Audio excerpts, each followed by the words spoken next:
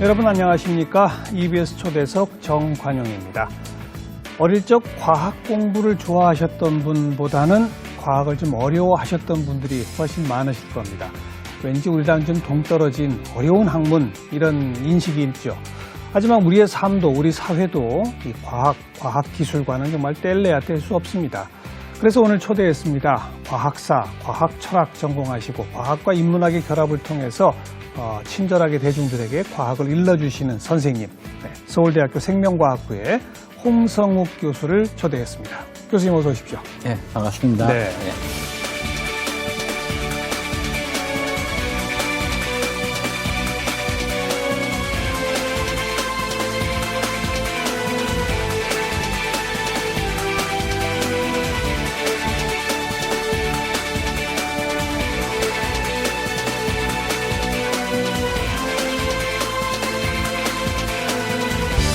과학사, 과학 철학.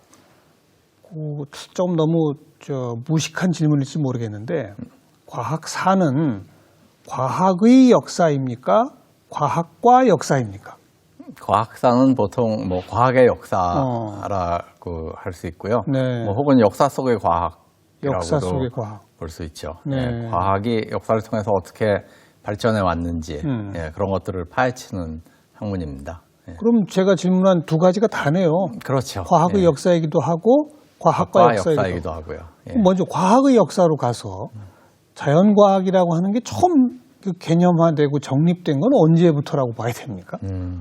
쉽지 않은 질문인데요. 왜냐하면 뭐 학자들에 따라서 그 의견들이 상이합니다. 네. 저희가 과학사를 배우면은 보통 이제 고대 과학사부터 배우거든요. 그리스 시대, 뭐 탈레스, 뭐 아리스토텔레스, 소크라테스, 플라톤, 플라톤, 뭐 아낙시만드로스, 뭐 이런 사람들부터 배우죠. 근데 이제 그때 사실은 지금 우리가 말하는 뭐 과학이 있었냐라고 얘기하는 거는 뭐 좀 쉽지 않은 면이 있고요. 많은 사람들이 뭐 17세기 정도, 과학혁명기라 부르는 17세기 정도부터 그 근대 과학이라는 것이 만들어지지 않았는가 뭐 이렇게 생각을 하고 있습니다. 17세기에 어떤 일이 있었기에 그때를 근대 과학의 시작이라고 말하는 겁니까? 뭐 우리가 잘 아는 이제 코페르니쿠스라든지 뭐 갈릴레오, 뭐 데카르트, 뉴턴, 뭐 윌리엄 하비 같은 사람이요 생리학을 했던 뭐 이런 사람들이 결국 지금 우리가 알고 있는 뭐 그런 형태의 어떤 뭐 과학적인 세계관 이런 것들을 만들었다는 거죠. 네. 지구 주위를 천체가 돈다가 아니라 지구가 거꾸로. 태양 주위를 돈다라고 하는 것을 코페르니쿠스적 전환이라고 하지 않습니까? 맞습니다. 그렇죠. 그리고 뉴턴의 만유인력의 법칙, 중력의 법칙, 만유인력의 법칙, 이런 것들이 근대 과학이다. 예. 고대에는 사실 철학이 곧 과학 아니었나요? 예, 그렇죠. 그러니까 뭐 고대에는 과학과 철학이 합쳐져 있었다라고 볼 수도 있고요. 뭐 그거보다는 사실은 더 정확한 표현은 다 철학이었다가 오히려 더 정확한 논리학, 표현. 수학도 논리학의 하나라고. 수학도 철학의 뭐 한 부분이었고요. 넓게 보면은. 근데 이제 17세기가 되면서 철학으로부터 뭔가 떨어져 나왔다라고 보는 게 더 정확할지 모릅니다. 그러니까 그 데카르트 같은 사람이 그 철학의 원리라는 책을 썼거든요. 그건 정말 이제 철학책입니다. 근데 그 뉴턴이 그 데카르트를 비판하면서 쓴 책이 자연 철학의 수학적 원리라는 책을 씁니다. 자연 철학의 수학적 원리. 그러니까 그게 사실은 상징하는 바가 많은데요. 왜냐하면 이제 철학이 아니라 자기가 하는 거는 자연 철학이다 라는 점이 있고요. 그냥 원리가 아니라 수학적 원리다라는. 그러니까 뭐 그 정도 시점이 되면은 뭔가 뉴턴 같은 사람은 뭐 어떻게 보면 자기도 철학을 한다고 볼 수 있지만은 자연에 대한 철학을 수학과 실험을 통해서 탐구를 한다. 그러니까 뭐 기존의 사변적인 철학자들이 했던 그런 세상에 대해서 숙고하고 고민하고 책을 읽고 하는 이런 거와는 조금 다른 방법론을 가지고 자연에 대해서 연구를 한다라는 게 이제 어느 정도는 확립되기 시작한 네, 그런 네. 시점으로 볼 수 있는 거죠. 자연 현상을 예. 옛날에는 그냥 논리적 사고력만으로 풀었다면 이제는 관찰과 실험이라고 하는 이른바 근대적 과학의 개념으로 예, 그렇죠. 그렇게 근대적 접근하는 것이다. 뭐 과학의 방법론을 사용을 해서 네, 네. 접근을 한다라는 것이고, 뭐 그런 이유 때문에 그 17세기에 우리가 알고 있는 뭐 그런 형태의 근대 과학이 탄생하지 않았나라고 이제 그런 사람들이 보는 거죠. 우리가 뭐 익히 아는 레오나르도 다빈치 같은 사람도 보면 그림도 잘 그리지만 예. 수학도 잘하고 예. 철학자이기도 하고 예. 과학, 철학, 예술을 한 사람이 다 하든 뭐 그런 거 아닙니까? 그때는 약간 이제 분화가 덜 됐던 시기 네. 정도로 볼 수가 있죠. 예. 레오나르도 다빈치가 살았던 시기는 이제 르네상스 시기고요. 17세기 이전의 시기고, 그런 게 분화가 덜 됐기 때문에 한 사람이 뭐 이것도 하고 저것도 하고 그렇죠. 이런 일들이 가능했는데, 네. 이제 뭐 점점 학문들이 세분화되면서는 분화되면서, 사실은 뭐 그런 사람이 다시 나오기는 굉장히 힘든 네. 그런 세상이 된 거죠. 네, 네. 그 과학의 역사로서 과학의 이제 출발을 제가 여쭤봤었고, 그다음 동시에 과학과 역사라고 또 하지 않았습니까? 역사 발전 속에 과학이 어떤 역할, 또 과학으로 인해 역사가 어떻게 변화했다든지 이런 것들도 사례들이 충분히 있죠. 아, 그럼요. 예, 저희가 뭐 많이 연구하는 그런 사례 중에 하나인데요. 좀 대표적인 걸 좀 우리 시청자분들이 알만한 사례를 좀 말씀해 주시면. 지금 뭐 말씀하셨던 뉴턴의 경우도 보는 그 중력이라는 개념, 네, 혹은 어떤 두 물체가 서로 끌어당긴다라는 뭐 만유인력이라는 그런 개념이 뭐 그 당시에 이제 널리 퍼져 있었던 연금술로부터 영향을 받은 것이다라는 이제 그런 주장들이 있습니다. 연금술이라면 뭐 돌을 녹여서 금을 캐내는 이런 거잖아요. 예, 그렇죠. 예. 그거랑 만유인력이랑 무슨 관계가 있습니까? 근데 연금술사들이 가졌던 어떤 그 독특한 세계관이 있거든요. 근데 이제 그들의 세계관에는 이 우주에 어떤 힘 같은 게 꽉 차 있는 그런 세계관입니다. 그러니까 뉴턴의 이제 당시에 동시대 과학자들이 믿었던 많은 이제 어떤 세계관들은 우주에 물질과 운동만이 존재한다라는 것이었거든요. 물질과 운동만이. 운동. 예. 그러니까 어떤 두 물체 사이에 서로를 잡아당기는 이런 힘 같은 거는 그건 존재할 수 없다라는 거죠. 그러니까 우리 눈에 보이기에는 어떤 물질들이 자꾸 움직이니까 그렇죠. 그 물질과 운동, 예. 그 보이는 대로네요. 그래서 모든 변화는 다 운동하는 물질과 그것들의 충돌에 의해서 그리고 뭐 많은 물질들은 우리 눈에 안 보이고요. 네네. 그렇게 일어난다라고 생각을 했는데 뉴턴은 끌어당긴다라고 눈에 안 보이지만 뭐가 있다. 얘기를 했거든요. 근데 이제 그런 세계관이 사실은 이제 연금술사들이 가졌던 세계관이고요. 연금술사들은 왜 그런 세계관을 가졌을까요? 연금술사들은 그런 세상의 힘을 이용을 하는 사람들이라고 스스로를 생각을 했어요. 그런 우주에 꽉 차 있는 기운을 힘을 이용을 하면은 잘 이용을 하면은 돌을 금으로도 바꿀 수 있다. 뭐 이런 식의 그 생각을 했던 사람이죠. 근데 흥미로운 거는 사실 뉴턴이 몇 년 동안 연금술을 열심히 했거든요. 그랬어요. 뉴턴이 몇 년 동안 아주 심취를 굉장히 깊게 해서 책도 많이 읽고요. 또 실제로 이제 실험실을 만들어 놓고 실험도 하고 그랬습니다. 정말 돌을 금으로 바꿔보려고? 뭐 여러 가지 실험이 있죠. 연금술에서 하는 여러 가지 실험이 있는데 그렇게 이제 어떤 금속의 변형이라든지 이런 것도 이제 그 중에 하나였습니다. 금속을 변형시키는데 금을 뭐 돌로 변형시키면은 그거는 이제 굉장히 쓸모없는 일을 하는 거잖아요. 근데 거꾸로 어떤 뭐 값싼 금속을 값비싼 금속으로 이렇게 바꾼다든지 하면 굉장히 유용한 일을 하는 그런 셈이 됐던 거죠. 그래서 뉴턴에 대한 여러 설명 중에 뭐 마지막 연금술사였다라는 뭐 이런 설명도 있을 정도로 연금술에 심취했습니다. 뭐 하나의 사례고요. 그런 것도 있었군요. 그리고 아마 현대에 가까이 오면 올수록 과학기술 발전과 이 역사의 변화는 더 긴밀해질 겁니다. 그럼요. 예를 들면 뭐 산업혁명이 일어나고 근대 시민사회가 만들어지는 뭐 이런 거는 다 연결되는 거 아닙니까? 그렇죠. 그렇죠.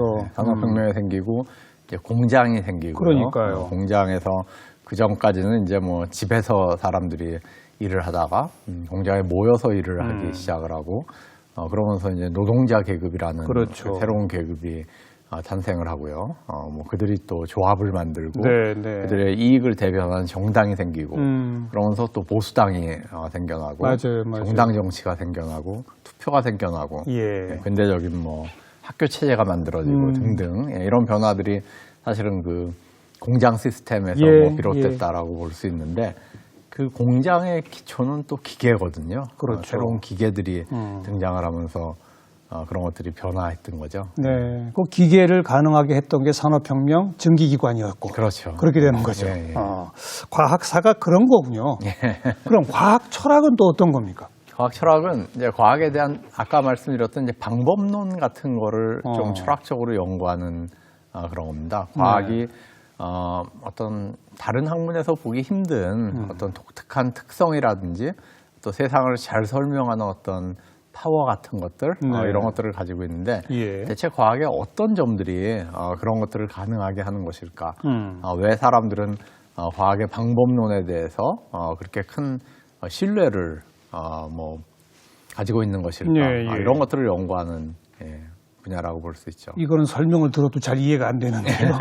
가장 그 널리 알려진 대표적인 과학 철학자라면 누구를 꼽습니까? 뭐 우리에게도 잘 알려진 또 국내에도 책이 많이 번역돼 있는 그 토마스 쿤 같은 그런 패러다임이라는 개념을 만들어내신 그렇죠. 네, 그런 사람이라고 볼 수가 있죠. 사실 패러다임이란 말은 그 쿤 이전에는 정말 안 쓰이던 말이었거든요. 그렇죠. 그러니까 사전엔 있었지만은 아주 어려운 단어였어요. 근데 지금은 사실은 패러다임이 거의 그 일상 용어 비슷하게 사용이 되고 있지 않습니까? 쿤의 그 과학혁명의 구조라는 그렇죠. 책이 이제 패러다임을 그런 식으로 바꾼 거죠. 그 정확한 개념이 뭡니까, 패러다임? 글쎄요. 한 두 가지 정도로 정의할 수 있는데요. 그냥 간단히 말씀드리면 하나는 좀 작은 개념입니다. 어떤 과학자가 아주 놀라운 어떤 업적을 내요. 그래서 그 이전까지 해결이 안 됐던 여러 문제를 확 풀어버립니다. 예. 그러면은 그 동료 과학자들이나 그 이후 세대들은 그 사람이 했던 거 비슷하게 문제를 풀려고 그렇죠. 그래요. 그 방법론을 따라서 하는 거죠. 그걸 따라서. 근데 그게 패러다임이라는 거죠. 예. 과학자 사회가 그런 패러다임을 한번 받아들이고 나면은 이제 정상과학이라는 게 시작이 되면서 과학이 아주 급속도로 발전을 하게 된다라는 게 이제 쿤의 주장입니다. 그리고 그게 좀 작은 의미의 패러다임이고요. 좀 넓은 의미의 패러다임은 약간 세계관 비슷한 이런 겁니다. 뭐 근대 과학의 패러다임이라든지 뭐 현대 물리학의 패러다임이라든지 뭐 이런 식의 좀 더 큰 틀로 우리가 세상을 보고 이해하는 어떤 틀, 그렇죠. 그 틀거리 전체를 패러다임이라고 부른다. 그렇죠. 조금 좁혀 말하면 특정 분야의 과학 방법론, 과학적 어떤 업적, 굉장히 중요한 뉴턴이 했던 업적 같은 그런 거죠. 그러니까 뉴턴은 천체 운동을 풀었는데 이제 그 비슷하게 뭐 사람들이 화학도 연구하려고 그러고 전기도 연구하려고 그러고 뭐 자기 현상도 그렇게 연구하려고 그러고 그런다는 거죠. 그게 이제 패러다임이라는 개념이죠. 근데 우리 황 교수님께서는 그 패러다임이라는 개념을 좀 넓혀야 된다. 네트워크라는 개념을 쓰자. 그렇게 주장하고 계시죠. 그건 어떤 차이가 있습니까? 그러니까 쿤은 사실 패러다임은 그 과학자 사회 안에서 과학이 이렇게 작동하는 그런 모습은 굉장히 잘 보여줬습니다. 그 과학자 사회가 한번 패러다임을 받아들이면은 이제 그거를 점점 더 발전시키는 그런 방향으로 과학이 발전한다라는 거는 사실은 아주 흥미롭게 보여줬는데 마치 그러한 과학자 사회가 밖에 큰 사회로부터는 좀 이렇게 떨어져 있는, 동떨어져 있는, 독립돼 있는 자기들만의 세상. 그렇죠. 그거 비슷하게 묘사를 했단 말이에요. 근데 사실은 이제 그렇지가 않다. 그 과학자 사회도 밖에 큰 어떤 사회와 문화와 아주 밀접한 상호작용을 주고받으면서 발전을 한다. 그러니까 패러다임이라는 거를 뭐 과학자 사회 안에 갇힌 것으로 보지 말고 이게 다 이렇게 연결된 것으로 우리가 좀 이해를 해보자. 이게 이제 네트워크라는 개념이죠. 과학자 사회가 아닌 전체 사회와의 연결. 그렇죠. 그 속에서 일어나는 어떤 뭐 다이나믹스 이런 것들을 우리가 좀 보자. 그런 얘기입니다. 네.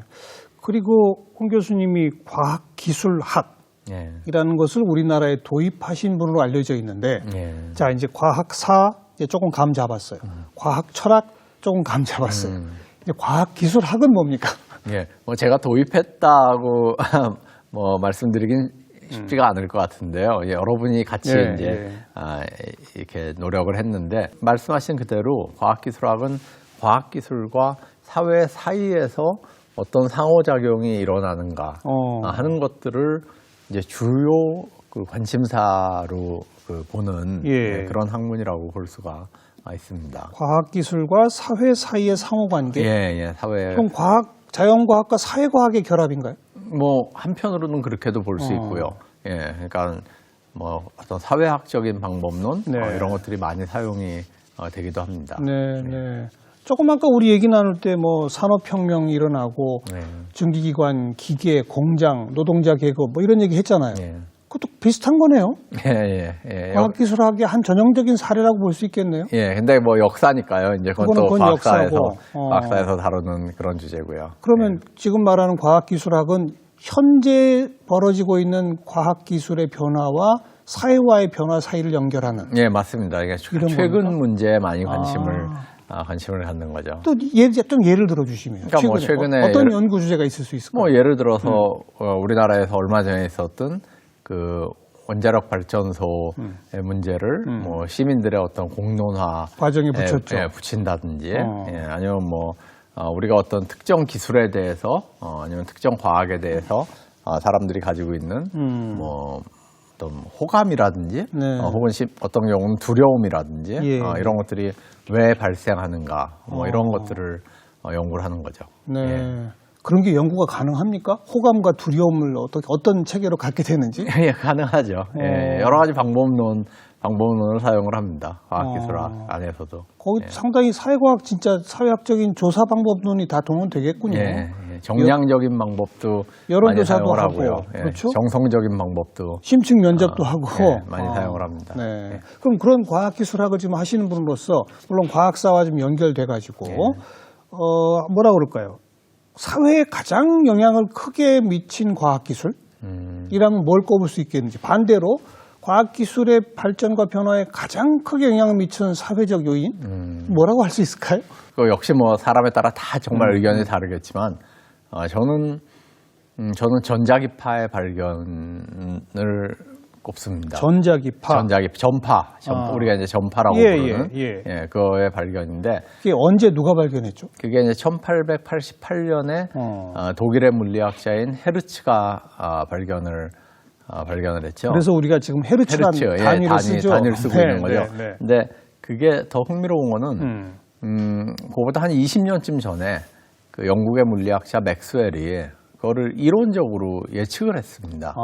전파가 존재할 것이다 라는 것을. 근데 사람들이 이제 못 찾고 있었거든요. 근데 이제 헤르츠가 실험으로 결국 이제 찾아냅니다. 전파를 찾아내서 전파의 여러 속성들을 이렇게 밝힙니다. 근데 헤르츠 자신은 실험을 하다 보니까 이 전파가 너무 약해요.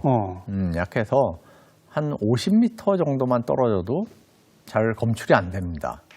예, 그래서 얘는 그 물리학자들한테는 되게 의미가 있는데 있지만 실용적으로는 쓸모가 없을 거다라고 생각을 합니다. 근데 이제 그거를 이탈리아의 한 청년인 말코니라는 청년이 그 헤르츠가 사망을 하고서 났던 그 부고에 대한 기사를 읽어요, 우연히. 읽고 이제 거기에 헤르츠가 했던 실험이 이렇게 나옵니다. 묘사가 돼서 나와요. 부고 기사에? 예, 부고 기사에 자세하게 실험이 이렇게. 이분은 이런 업적을 남기신 분이다, 그렇죠. 이렇게. 그래서 실험 기구도 이렇게 약간 그림이 그려져서 나오고. 아주 상세한 부고 기사군요. 그래서 말코니가 이제 그거를 따라서 해봅니다. 따라서 해보는데 역시 비슷해요. 한 뭐 150m 정도 이상 가면은 힘이 약해요. 전파가 검출이 안 됩니다. 근데 이제 이 친구는 여기서 포기를 하지 않고 이거를 계속 늘려봐요. 길이를. 이것도 수정하고 저것도 개량하고 이것도 개선하고 그래갖고 계속 늘려서 그 당시에 그 어떤 마이벽이라고 알려져 있었던 게 한 2km 정도인데요. 이건 이제 이론적으로도 2km 이상은 갈 수 없다. 전파가? 라고 알려져 있었는데 그거를 이제 넘습니다. 넘어서 한 100km 정도까지 그 이제 송수신을 한 다음에 예. 거기 이제 특허를 냅니다. 예, 그게 예. 이제 무선 전신의 시작이죠. 그렇겠네요. 예, 그리고 이제 라디오가 시작되고요. 그렇겠죠. 저희가 알고 있는 TV가 시작되고 새들라이트 커뮤니케이션, 인공위성을 통한 전파 이런 것들이 가능해지고 뭐 리모트 컨트롤 네. 이런 지금 핸드폰 생각해 보세요. 그렇죠, 그렇죠. 예, 우리가 흥미로운 거는 이렇습니다. 150년 전의 세상으로 돌아가면은 예. 지구상의 전파라는 게 존재하질 않아요. 그렇죠. 지구 그렇죠. 전체 그렇죠. 전파라는 게 존재하질 않는데 지금은 아마 누가 외계에서 와서 지구를 보면은 지구의 전파가 꽉 둘러싸여 있는 것을 맞아요. 볼 수가 있어요. 단 하루도 지금 이 공간에도 전파가 뭐 꽉 차 차 있게 있다고 볼 수가 있죠. 예. 여기도 단 하루도 전파가 없는 날이 없어요. 지구상에는. 네, 네. 예, 그 모든 것들이 그 맥스웰의 예측과 헤르츠의 발견에서 시작이 됐다는 예, 거죠. 예, 예. 그러니까 뭐 그런 의미에서 저는 이제 전파의 발견이 가장 우리 사회에 큰 영향을 미쳤다. 큰 영향을 미쳤던 그런 게 아닌가 생각을 하고요. 네. 과학기술에 반대로, 예. 영향을 미친 사회에. 어떤 사회의 변화로 가장 큰 것을 저는 냉전으로 생각을 합니다. 예. 냉전이 군비 경쟁을 낳고 예, 그렇죠. 그렇죠. 그게 사실은 굉장히 많은 새로운 과학기술 연구를 가능케 했는데요. 그렇죠. 그중에 하나 흥미로운 사례는 인터넷입니다. 인터넷도 예, 인터넷이 처음 만들어진 그 원형이 그 아르파넷이라는 것에서 처음 만들어졌는데요. 그 알파넷을 만들었던 이유는 이게 그 소련의 핵 공격으로부터 통신 네트워크를 어떻게 보면 보호하기 위한 장치로 만들었습니다. 네. 무슨 얘기냐면은 그 전까지의 대부분의 통신 네트워크는 중심이 있어요. 중심이 있고 이 중심에서 각 지역으로 통신을 내려보내는 그런 시스템이었습니다. 근데 소련이 핵 공격을 해서 이 중심을 파괴해버리면은 전체 통신 네트워크가 무너져버리는 그렇죠. 거죠. 그러니까 핵 공격에도 살아남을 수 있는 분산화된 네트워크를 한번 만들어보자. 집중적이지 않은 분산화된. 어디도 중심이 없다는 네. 거죠. 네. 어디도 중심이 없어서 몇 개의 노드가 깨져도 얼마든지 작동할 수 있는 이런 그 통신 시스템을 만들어보자라는 것에서 시작이 돼서 그렇게 구현된 게 알파넷이고요.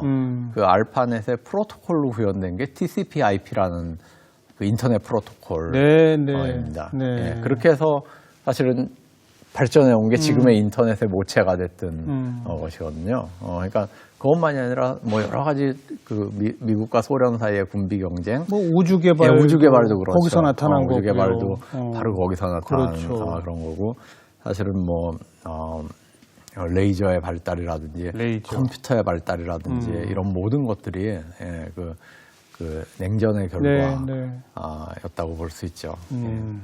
냉전이 인터넷, 컴퓨터 이런 걸 만들어냈다는 설명 동시에 인터넷과 컴퓨터가 보편화되면서 또 사회가 완전히 달라지고 있죠. 달라진 거죠. 그렇죠. 그러니까 그 전에는 사실 예상하기 굉장히 힘들었던 그런 사회가 된 거죠. 저희가 그 인터넷이 냉전의 산물이지만은 저희는 다른 사람과 채팅을 하고 메시지를 교환하고 정보를 찾고 페이스북을 하고 이런데 지금 인터넷을 사용하고 있지 않습니까? 그걸 만들었던 사람은 이런 목적으로 이게 쓰일 거라고는 생상도 전혀 예상을 못했을 거예요. 아마.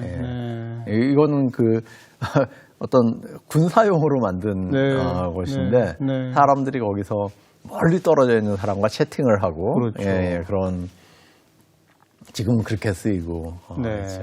역사의 아이러니라고도 볼 수 있는 거죠. 그리고 더 나아가서 그런 인터넷과 컴퓨터 각종 데이터가 쌓이는 빅데이터 이것이 또 클라우딩 시스템하고 결합되니까 그렇죠. 이제는 전 세계 누구도 세계의 모든 빅데이터를 자기 자리에 앉아서 이제는 컴퓨터뿐 아니라 스마트폰으로 다 활용할 수 있는 시대로 변하고 있는 거 아니겠습니까? 그렇죠. 이거는 정말 혁명적인 거 아니에요? 이것도 교육의 개념도 달라지고 사회의 개념도 달라지고 그런 거 아니겠습니까? 맞습니다. 지금 앞으로 닥칠 이런 그 빅데이터와 뭐 인공지능이 펼칠 뭐 4차 산업혁명의 시대 이런 담론에 대해서는 어떻게 생각하세요? 네, 저는 지금 굉장히 중요한 기술적인 변화들이 일어나고 있고요. 특히 그 인공지능의 어떤 변화에 주목을 하고 있습니다. 예, 예. 근데 이거를 이제 산업혁명이다라고 부르는 데는 4차 산업혁명. 조금 제가 그 약간 유보적인 입장을 취하고 있는데요. 왜냐하면 그 70년대부터 지금 말씀하신 그 정보혁명의 연속선상으로 볼 수 있지 않냐. 이게 그 정보혁명에서 일어났던 수많은 변화들이 지금 이제 비슷하게 형태를 갖춰가면서 일어나고 있다고 해석할 수 있지. 이거를 정보혁명과는 또 다른 어떤 형태의 새로운 종류의 산업혁명이다라고 보는데 아직 좀 무리가 있지 않나라고 생각을 합니다. 그렇지만 3차 산업혁명의 연장이다. 그렇죠. 근데 굉장히 중요한 변화들이 빅데이터라든지 사물인터넷이라든지 인공지능이라든지 특히 인공지능에 관련해서 그런 변화가 빠른 속도로 일어나고 있고 우리가 여기에 상당히 그 주의를 기울여야 된다라는 데는 물론 동의합니다. 네.